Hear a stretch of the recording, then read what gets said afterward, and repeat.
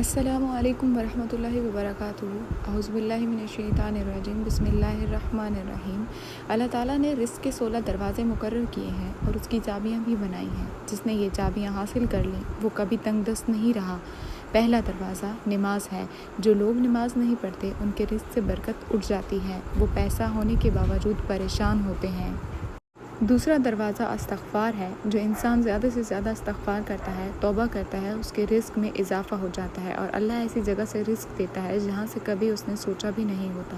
تیسرا دروازہ صدقہ ہے۔ اللہ نے فرمایا کہ تم اللہ کی راہ میں جو خرچ کرو گے اللہ اس کا بدلہ دے کر رہے گا۔ جتنا انسان دوسروں پر خرچ کرے گا اللہ اسے 10 گنا بڑھا کر دے گا۔ چوتھا دروازہ تقویٰ اختیار کرنا ہے۔ جو لوگ گناہوں سے دور رہتے ہیں اللہ اس کے لیے آسمان سے رزق کے دروازے کھول دیتا ہے۔ پانچواں دروازہ کثرت نفلی عبادت ہے۔ جو لوگ زیادہ سے زیادہ نفلی عبادت کرتے ہیں اللہ ان پر تنگ دستی کے دروازے بند کر دیتے ہیں۔ اللہ کہتا ہے کہ اگر تو عبادت میں کثرت کرے گا تو میں تجھے دنیا کے کاموں میں الجھا دوں گا۔ لوگ سنتوں اور فرض پر ہی توجہ دیتے ہیں، نفل چھوڑ دیتے ہیں جس سے رزق میں تنگی ہو جاتی ہے۔ چھٹا دروازہ حج اور عمرہ کی کثرت کرنا۔ حدیث میں آتا ہے حج اور عمرہ گناہوں اور تنگ دستی کو اس طرح دور کرتے ہیں جس طرح آگ کی بھٹی سونا میں چاندی کی میل دور کر دیتی ہے۔ ساتواں دروازہ رشتہ داروں کے ساتھ اچھا سلوک سے پیش آنا ہے۔ ایسے رشتہ داروں سے بھی ملتے رہنا ہے جو آپ سے قطع تعلق ہوں۔ آٹھواں دروازہ کمزوروں کے ساتھ صلہ رحمی کرنا ہے۔ غریبوں کے غم بانٹنا، مشکلوں میں کام آنا اللہ کو بہت پسند ہے۔ نواں دروازہ اللہ پر توکل ہے۔ جو شخص یہ یقین رکھے کہ اللہ دے گا تو اللہ اسے ضرور دے گا اور جو شک کرے گا وہ پریشانی ہی میں مبتلا رہے گا۔ 10واں دروازہ شکر ادا کرنا ہے۔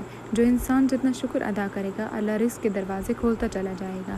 11واں دروازہ گھر میں مسکرا کر داخل ہونا۔ مسکرا کر داخل ہونا سنت بھی ہے۔ حدیث میں آتا ہے کہ نبی کریم صلی اللہ علیہ وآلہ وسلم نے فرمایا اللہ فرماتا ہے کہ رزق بڑھا دوں گا جو شخص گھر میں داخل ہو اور مسکرا کر سلام کرے۔